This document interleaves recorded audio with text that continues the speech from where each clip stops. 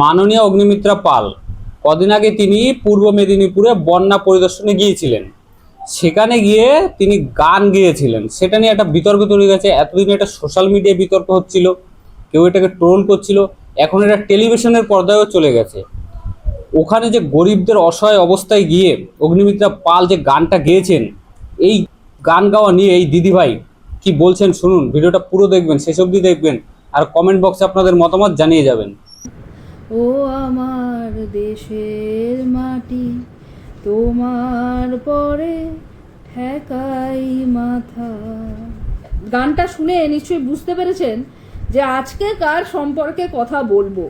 দেখুন, যতই আমি ভাবি যে এই ভদ্রমহিলার সম্পর্কে কোনো রকম ভিডিও আমি বানাবো না, এই ভদ্রমহিলা আমাকে বাধ্য করে ভিডিও বানাতে। চলুন আগে এই ভদ্রমহিলার একটু গান আর একটু পিকনিক করতে যাওয়ার ভিডিও দেখে নি।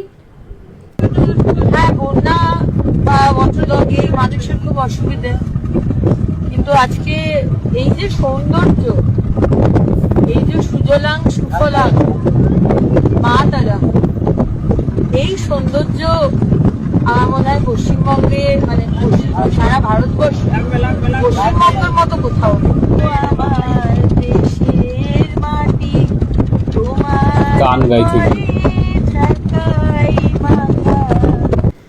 আচ্ছা, ভিডিওটা দেখে নিলেন।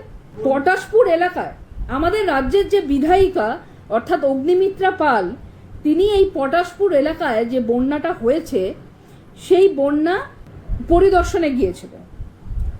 এবার পরিদর্শনে গিয়ে ওনার হঠাৎ করে মনে হয়েছে যে এই যে চারদিকে জল, এই জলে মানুষের অসুবিধা হচ্ছে ঠিকই, কিন্তু এর ফলে এই যে বন্যা হয়েছে তার ফলে তিনি যে সৌন্দর্য, এই প্রাকৃতিক যে সৌন্দর্য, এটা ভারতবর্ষে কোথাও নেই, শুধুমাত্র পশ্চিমবঙ্গ ছাড়া। এটা প্রথমত। তো ওনার তখন একটা গান মনে পড়লো, গানটা হচ্ছে সুজলাং সুফলাং মা তারাম, মানে মাঝখানেটা উনি ভুলে গেছে। আপনাকে আমি মনে করিয়ে দিচ্ছি, ওটা হচ্ছে সুজলাং সুফলাং মালায়াজ শীতলাং শস্য শ্যামলাং মা তারাম বন্দে মা তারাম। আপনি জানেন না ওই জন্য মাঝখানটা ভুলে গেছিলেন, স্কিপ মেরে পরেরটায় চলে গেলেন মা তারামে। যাই হোক, তারপর আপনি কি বললেন যে এই সৌন্দর্য এটা পশ্চিমবঙ্গ ছাড়া অন্য কোথাও দেখা যায় না। বলছি, আপনি ওখানে পিকনিক করতে গেছিলেন না? মানে আমি বুঝতে পারি না, এত আতে কালানে বিধায়িকা কোথা থেকে হতে পারে। মানে একটা জায়গায় বন্যা হয়েছে, সেই এলাকার মানুষরা মানে রীতিমতো সেই এলাকার মানুষরা ঘর বাড়ি তাদের ডুবে গেছে, তাদের গবাদি পশু বা অবলা প্রাণী যেগুলো আছে তারা ডুবে ভেসে চলে গেছে, কত মানুষ মারা গেছে, কত বাড়ি ডিস্ট্রয় হয়েছে। সেই সমস্ত কিছু বাদ দিয়ে আপনার হঠাৎ করে লাইফ জ্যাকেট পরে গেলেন আপনি পরিদর্শন করতে, এবং আপনার হঠাৎ করে মনে হলো যে এই যে এত সৌন্দর্য, মানে বাড়ি ডুবে গেছে, গবাদি পশু চলে গেছে, তাদের খাবার নেই, তাদের জল নেই, সেইগুলো আপনার কাছে ইম্পর্ট্যান্ট নয়। আপনার কাছে ইম্পর্ট্যান্ট হচ্ছে এই সৌন্দর্যটা। বলছি, সৌন্দর্য না আরও অনেক সুন্দরভাবে উপভোগ করা যায়। আমি বলি আপনাকে, আপনি সেইভাবে কালকে বা পরশু গিয়ে উপভোগ করবেন।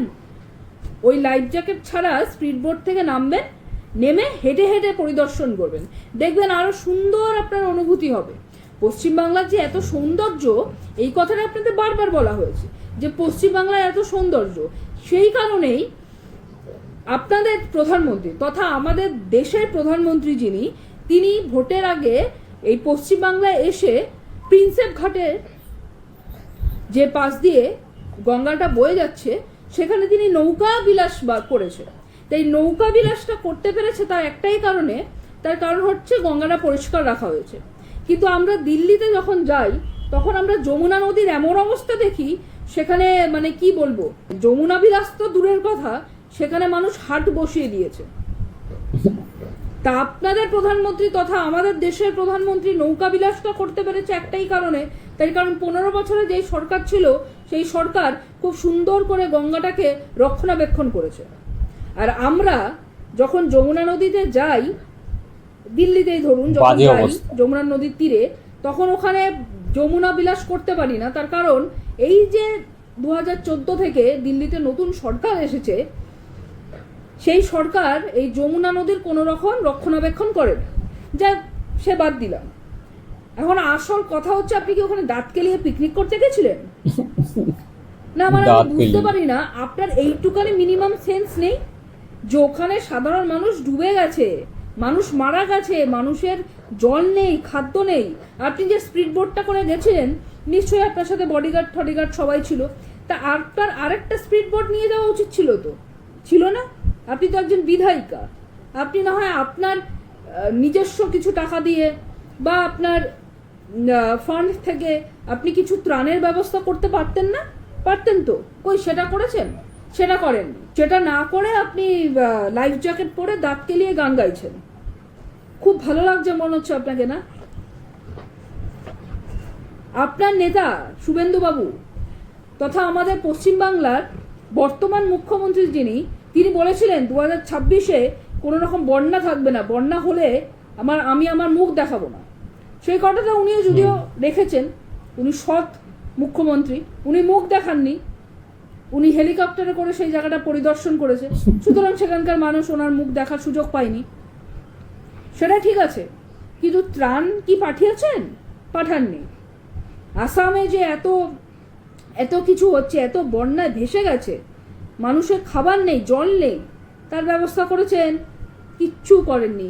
সামান্য ত্রাণ পাঠিয়েছেন? পাঠাননি। কি দরকার আপনাদের পাঠানোর? তাহলে দয়া করে এই দাঁত কেলিয়ে গানটা গাইবেন না। আপনাকে একটা জিনিস মাথায় রাখতে হবে, আপনি বিধায়িকা, এবং সব থেকে বড় কথা, মানুষ আপনাকে নির্বাচনে যখন আপনি দাঁড়িয়েছিলেন, সেই গণতান্ত্রিক প্রক্রিয়া দ্বারা বা নির্বাচনের প্রক্রিয়া দ্বারা আপনাকে লোকে ভোট দিয়ে আপনাকে নির্বাচনে জয়ী করেছে।